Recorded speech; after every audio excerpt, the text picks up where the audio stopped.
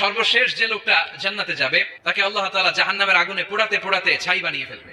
আল্লাহ বলবেন, জিব্রাইল যাও একটু দেখো একটা মাত্র সেজদা দিয়েছে আমাকে, এরকম কাউরে পাওয়া যায় কিনা। খুঁজে খুঁজে কাউরে পাবে না। আল্লাহ বলেন আবার দেখো, খুঁজে খুঁজে একজনকে পাবে, সামান্য ইমানের ছিটে ফোঁটা তার অন্তরে ছিল।